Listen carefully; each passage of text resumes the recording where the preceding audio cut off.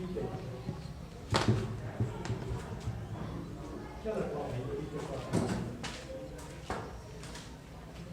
Morning, welcome to KD classes. हम लोग आज क्लास 9 का केमिस्ट्री पढ़ेंगे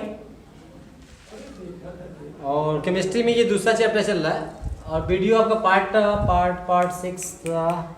7 है। आई थिंक सॉरी, यहाँ 6 नहीं है, 7 है, 5 6 7 है। तो ये आपका मे बी एंडिंग पोर्शन में चल रहा है, ख़त्म होने वाले हैं और आशा करते हैं कि आपको समझ में आया होगा और आप फेयर ज़रूर बनाएंगे, ये भी कहेंगे। तो सभी केडी क्लासेस वाले बच्चे से रिक्वेस्ट है कि आप अपना फेयर को मेंटेन करके रहें, बना के रहें, क्योंकि विद्यालय जब भी खुलेगा तो आपको ताकि फेयर आपका कंप्लीट चेक किया जाएगा और उसके आगे पढ़ाए जाएंगे। इसलिए आपसे है कि आप उसको फेयर को मेंशन करें। इससे पहले वाले वीडियो में हमने बताया था कि एलिमेंट्स क्या होते हैं, तत्व क्या होते हैं और तत्व कितने प्रकार के होते हैं, मेटल, नॉन मेटल और मेटलॉइड्स, पूरा मैंने डिफाइन किया था, उसके बारे में बताया था। तत्व क्या है, तत्व कितने प्रकार के होते हैं, राइट।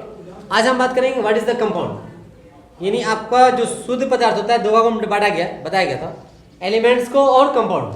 तो आज हम डिस्कस करेंगे कंपाउंड क्या है, यौगिक क्या है, क्या है यौगिक, कंपाउंड क्या है, ये चीजें सिंपल याद है। यानी प्रायः हम देखते हैं संसार में जो चीजें आपको दिखाई देती है वो एक कंपाउंड के रूप में ही आपको प्राप्त है। किसके रूप में? प्रायः जो चीज आप देख रहे हैं वो क्या है, एक कंपाउंड के रूप में अधिकतर यूटिलाइज होता है। यानी हम कंपाउंड के रूप में कोई चीज को यूटिलाइज करते हैं, यूज करते हैं। यौगिक के रूप में उसको हम क्या करते हैं, यूज करते हैं। चाहे आपका जल हो, नमक हो, ठीक है, जो भी चीज देखेंगे आप, क्या है, एक कहीं ना कहीं आपका कंपाउंड है। तो उसका आप क्या करते हैं, अपना उपयोग के लिए यूटिलाइज करते हैं, यूज करते हैं उसका। तो वो कंपाउंड है क्या? तो कंपाउंड देखिए मिक्सिंग ऑफ द एलिमेंट्स कह सकते हैं, यानी आपका मिक्स किया हुआ है। यानी दो जो तत्व होते हैं, तत्व के जो परमाणु होते हैं, हम जानते हैं सभी तत्व समान प्रकार के परमाणु से बने होते हैं। तो यह क्या बता रहा है, कंपाउंड क्या है, दो या दो से अधिक, टू या मोर देन, कि आपके तत्वों के जो परमाणु होते हैं उन परमाणु के एक निश्चित अनुपात में अगर आपस में संयोग करते हैं, क्या करेंगे, निश्चित अनुपात में एक संयोग करते हैं, तो उससे जो प्राप्त होता है वही क्या होता है, आपका कंपाउंड कहलाएगा, यौगिक कहलाएगा। यानी दो या दो से अधिक जो एलिमेंट्स होते हैं, उस एलिमेंट के जो आपके परमाणु होंगे, ठीक है, यानी दो या दो से अधिक आपके तत्वों के परमाणु, क्योंकि परमाणु आपस में संयोग करता है, याद रखिएगा। तत्वों के परमाणु क्या करेंगे, आपस में निश्चित अनुपात में, यानी उनका अनुपात क्या होगा, रेशियो क्या होगा, निश्चित होगा। निश्चित अनुपात में संयोग करने से जो आपका पदार्थ प्राप्त होता है उसी पदार्थ को हम कंपाउंड कहते हैं। क्या कहेंगे, कंपाउंड कहेंगे। परिभाषा यहाँ लिखा हुआ है, दो या दो से अधिक तत्वों के परमाणुओं के निश्चित में रासायनिक संयोग से बनने वाले पदार्थ क्या बनते हैं, यहाँ लिखा हुआ दो या दो से अधिक, हमने बताया ना, टू या मोर देन, मतलब कम से कम दो है, दो से ज्यादा भी हो सकते हैं, अधिक तत्वों के परमाणु, यानी जो एलिमेंट्स के परमाणु होंगे, परमाणु के निश्चित यहाँ पर अनुपात होना चाहिए, एक मिस है यहाँ, निश्चित अनुपात होगा, क्या रहेगा, यहाँ पर एक एरो का चिन्ह दे रहे, यहाँ पर यानी निश्चित के बाद आप लिख लीजिएगा अनुपात, अनुपात में निश्चित, यानी यहाँ की बात करें, यानी इसके बाद निश्चित के बाद अनुपात में रासायनिक संयोग से बनते हैं, उसे हम क्या कहते हैं, कंपाउंड कहते हैं। क्या कहेंगे, कंपाउंड कहेंगे। फॉर एग्जांपल, जैसे हमने आपका जल कहते हैं, पानी भी कहते हैं ना,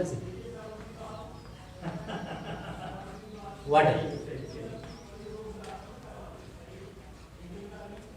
राइट, जल कहिए, पानी कहिए, वाटर कहिए।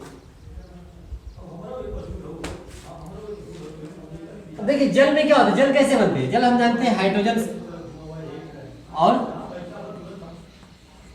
ऑक्सीजन के संयोग से।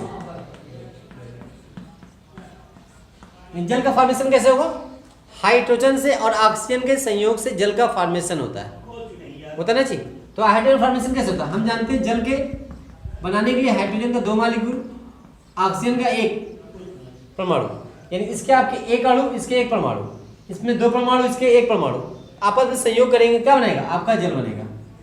तो इसका निश्चित अनुपात कैसे हुआ, जब हम रेशियो निकालेंगे, अनुपात निकालेंगे, रेशियो अनुपात निकालते हैं। अनुपात किससे निकालता जाता है, परमाणु क्रमांक के आधार पे, किसके परमाणु क्रमांक।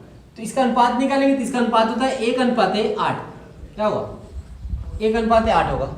क्यों? हाइड्रोजन का परमाणु क्रमांक 1 होता है तो हाइड्रोजन है कितना 2, इसलिए 1 + 1।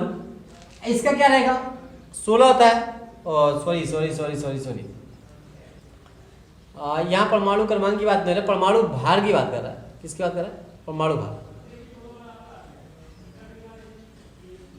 परमाणु भार की बात कर रहा है। परमाणु भार देखिए इसका आपका भार 1 होता है, 1 का 1 भार, 2 का 2 भार हो जाएगा प्लस, तो अनुपात किससे रहेगा आपका? इसका 16 होता है। कितना होता है 16। तो आपका 16 परमाणु भार होगा, तो ये 2 जोड़ देंगे 2 आएगा, 2 अनुपात आपका क्या रहेगा 16। जब अनुपात में बदलेंगे तो 1 आ जाएगा, 1 आएगा और ये 8 हो जाएगा। क्या है 1:8, ये रेशियो होता है। अब देखिए 1:8 के रूप में जब भी जल बनेगा तो उसका अनुपात क्या रहेगा, एकदम क्लियर है। जब भी जल का फॉर्मेशन होगा तो उसका अनुपात क्या रहेगा 1:8 के रूप में। जब भी संयोग होगा यानी हाइड्रोजन का और ऑक्सीजन का अगर 1:8 के रूप में जब भी संयोग होगा उस कंडीशन में क्या बनेगा जल बनता है। क्या बनता है? जल बनते हैं। क्या बनते हैं? जल। राइट, क्लियर है, बात समझ में आ रहा है? जल बनता है। तो जल क्या हो गया आपका यौगिक हुआ। जल क्या है आपका? जल क्या है? कंपाउंड। जल क्या हुआ? कंपाउंड। ठीक है, इसी प्रकार नमक हुआ NaCl। क्या हुआ? नमक हुआ। कैल्शियम हाइड्रोक्साइड क्या हुआ आपका? कैल्शियम हाइड्रोक्साइड, वो भी एक कंपाउंड है। ये सब क्या हुआ? नमक यूज करते हैं ना जी, चीनी ग्लूकोज करते हैं C6H12O6। ठीक है, आपका क्या होता है? आपका जो ग्लूकोज होता है C6H12O6 वो भी क्या है? एक प्रकार कंपाउंड है। क्योंकि कई आपके तत्वों के परमाणु आपस में क्या करते हैं? निश्चित अनुपात में सहयोग कर रहे हैं। जब निश्चित अनुपात में सहयोग करेंगे तो जो भी कंपाउंड बनेगा वो कंपाउंड कहलाएगा। जो भी पदार्थ बनेगा वो आपका कंपाउंड कहलाएगा। तो क्लियर है? ये हुआ। अब देखिए कंपाउंड के 2 भाग में डिवाइड किया गया। कंपाउंड हम 2 भागों में डिवाइड किया गया। कंपाउंड 2 प्रकार के होते हैं, एक इनऑर्गेनिक कंपाउंड, दूसरा ऑर्गेनिक कंपाउंड। यानी कंपाउंड की बात करें जाए, यौगिक की बात करें तो यौगिक आप 2 प्रकार होते हैं, इनऑर्गेनिक आपका यौगिक और ऑर्गेनिक यौगिक। यानी अकार्बनिक, सॉरी यहाँ हिंदी थोड़ा सा गलत है जी, ऑर्गेनिक मतलब अकार्बनिक होता है, हिंदी गलत है, यहाँ अकार्बनिक रहेगा। ये आपका कार्बनिक है। ये ऑर्गेनिक मतलब कार्बनिक होता है, लिखा गया था गलत का उल्टा लिखा गया था, तो आपका इनऑर्गेनिक मतलब अकार्बनिक है। तो यानी कंपाउंड को आप पूछते हैं कितने भागों में बांटा गया, तो हम कहेंगे कंपाउंड को 2 भागों में बांटा गया है। कौन कौन बांटा गया? अकार्बनिक यौगिक और कार्बनिक यौगिक। अकार्बनिक यौगिक किससे कहेंगे? बहुत सिंपल से, जिस कंपाउंड में कार्बन जो होगा, यानी जो कंपाउंड कार्बन की सहायता से निर्माण होता है उसे हम कार्बन सॉरी वे कार्बनिक यौगिक जिसमें कार्बन के अलावा अन्य तत्वों से बनते हैं, मतलब वे कार्बनिक यौगिक जो कार्बन को छोड़ करके यानी कार्बन क्या रहेगा इसमें नहीं पाया जाएगा, कार्बन नहीं पाया जाएगा इसमें इनऑर्गेनिक में। तो वे कंपाउंड जो कार्बन को छोड़ करके अन्य आपके तत्वों के परमाणु से मिलकर बनते हैं उसे हम अकार्बनिक यौगिक के नाम से जानते हैं। बहुत सिंपल सी परिभाषा है। उसका इसको क्या कहेंगे? कार्बनिक यौगिक। किसे? कार्बनिक किसे कहेंगे? जिसमें कार्बन जरूर पाया जाएगा। कार्बन क्या आएगा? यानी वे कार्बनिक यौगिक जो कार्बन की सहायता से बनते हो, वे कार्बनिक यौगिक जो कार्बन की सहायता से बनते हैं उसे हम कार्बनिक कंपाउंड के नाम से जानते हैं। तो आपका देखा जाए आपके वर्ल्ड में इनऑर्गेनिक की संख्या आपको नियर अबाउट 1.5 से 2 लाख है लगभग, लेकिन इसकी संख्या आपका 20 लाख से एबव है। अकार्बनिक यौगिक की संख्या बहुत कम मात्रा में, यानी लगभग 1.5 से 2 लाख रुपया 2 लाख लगभग यौगिक है, कंपाउंड है। जबकि कार्बनिक जो होता है इसकी संख्या लगभग 20 लाख से एबव है। और जिंदगी में जो भी जरूरत की चीज़ है, जरूरत की चीज़ यानी हमारा भोजन, कपड़ा, दवाइयाँ, ठीक है, जो जरूरत की चीज़ें है मोस्टली आपका ऑर्गेनिक कंपाउंड होता है। क्या होता है? कार्बनिक यौगिक होता है, याद रखिएगा। यानी जो हम खाते हैं, ठीक है, वो सब क्या है? कार्बनिक यौगिक उसमें होता है। कार्बोहाइड्रेट, वसा, फैट्स जो इसे कहते हैं हम, सब क्या है ये यूज करेंगे, विटामिन वगैरह जो होगा। और जो हम क्लॉथ पहनते हैं प्राय आपका ये भी कार्बनिक कंपाउंड की सहायता से मिलके बने होते हैं। हम बीमार पड़ते हैं तो बीमार पड़ने जो मेडिसिन यूज होता है उस मेडिसिन में प्राय जो उसका फार्मूला होगा वो इनऑर्गेनिक ना होकर के ऑर्गेनिक होता है, यानी उसमें कार्बन की सहायता से मिलकर बने होते हैं, इसलिए ऑर्गेनिक। यानी इंसान की जरूरत की जो चीज़ें होती है वो सब क्या होते हैं आपके कार्बनिक कंपाउंड होते हैं। इसीलिए इसकी संख्या आज के डेट में बढ़ता जा रहा है लगातार, 20 लाख से ज़्यादा हो गया। ठीक है, ये चीज़ें हैं, कुछ संख्या बहुत कम है। और ये खासियत एक इसमें है कि ऑर्गेनिक कंपाउंड कुछ एलिमेंटों के परमाणुओं की सहायता से मिलकर बनता है, जबकि बहुत एलिमेंट के परमाणु से मिलकर बनता है। यानी इसमें बहुत कम एलिमेंट्स सहयोग करेंगे, जैसे carbon, hydrogen, oxygen, sulphur, halogen, ठीक है, ये फास्फोरस, बस इतना ही सहयोग होता है। जबकि इसमें सभी 118 में से बाकी उसको निकाल दीजिए, उसको क्या निकाल दीजिए, कार्बन के अलावा बाकी सब एलिमेंट मिलकर के ये बनाते हैं। ओके, ये शायद आपके चैप्टर का लास्ट पॉइंट है। ठीक है, याद करिएगा, ये कंपाउंड हो गए, ये चीज़ होता है 2 टाइप्स के होते हैं। तो प्लीज़ फेयर मेंशन कीजिए, आप नोट कीजिएगा फेयर को, ताकि आपको जो चीज़ ना समझ में आए फिर से बताइएगा। और एक चीज़ याद रखिएगा, जो कार्बनिक कंपाउंड, जो कंपाउंड होगा, यौगिक होगा, वो प्राय एक समांगी है। क्या है? समांगी मिश्रण होता है। क्या होते हैं? समांगी मिश्रण होते हैं, याद रखिएगा। जो भी होगा एक समांगी होंगे। दूसरा इसका आपका योग लिखा जाता है, कार्बनिक यौगिक की आपकी विशेषताएं बताइए। तो कार्बनिक यौगिक की विशेषता बताएंगे आप सिंपल। कार्बनिक यौगिक प्राय क्या होता है? एक समांगी मिश्रण होता है, समांगी मिश्रण है ना जी। और कार्बनिक यौगिक एक निश्चित अनुपात में आपके मिलके बनते हैं, ये भी इसका विशेषता है। कार्बनिक यौगिक में जो आपका यौगिक होता है उसका गुण जो होता है उसके अवयवी पदार्थ से, अवयवी पदार्थों से क्या होता है? भिन्न होता है।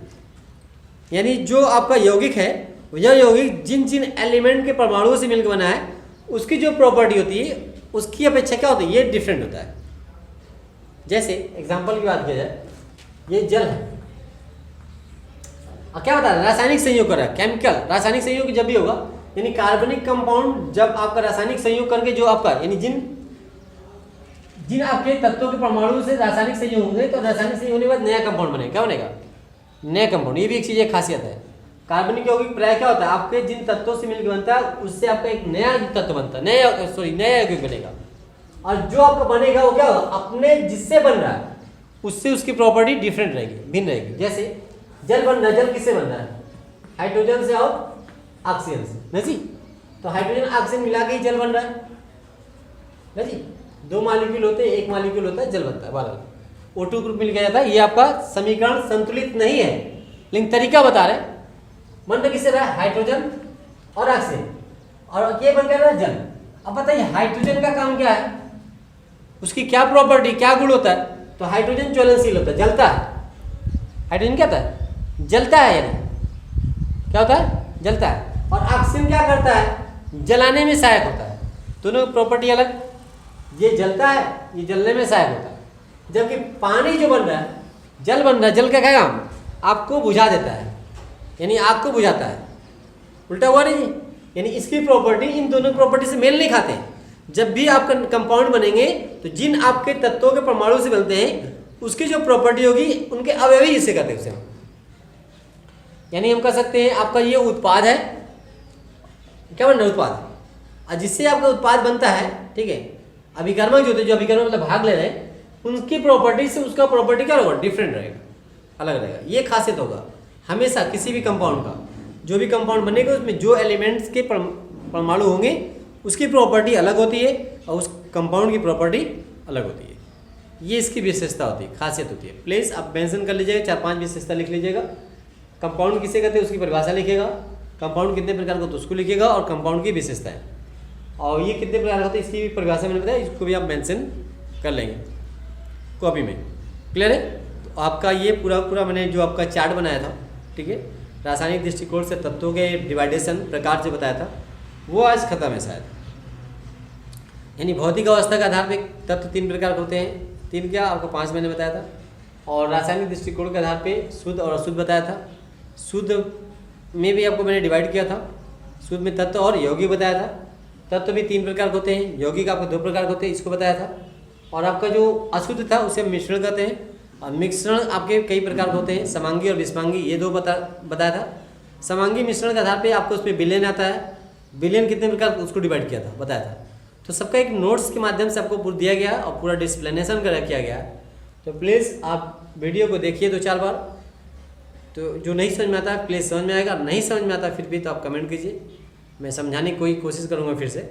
और तब तक विद्यालय खुल भी जाएंगे, ठीक है। और नोट कीजिए बहरहाल।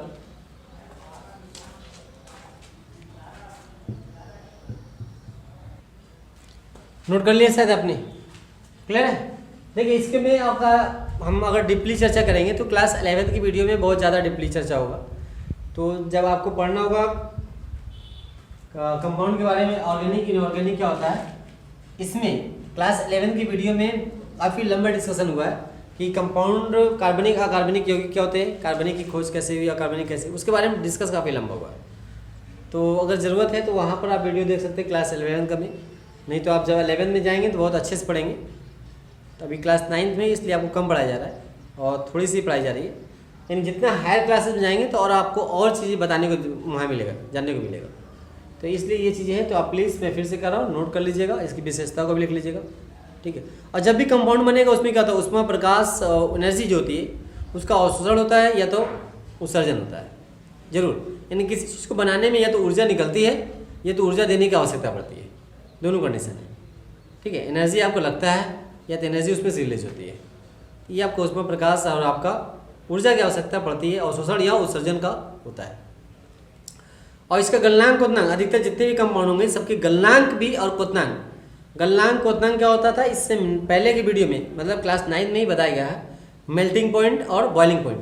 तो मेल्टिंग पॉइंट बॉइलिंग पॉइंट क्या होता है, इसका एक कांस्टेंट होता है, स्थिर होता है हर एक कंपाउंड का, तो ये खासियत होती है इसमें होते हैं। तो ये वीडियो आज के लिए इतने ही काफ़ी है। Thank you, see you again, फिर मिलते हैं, वेलकम।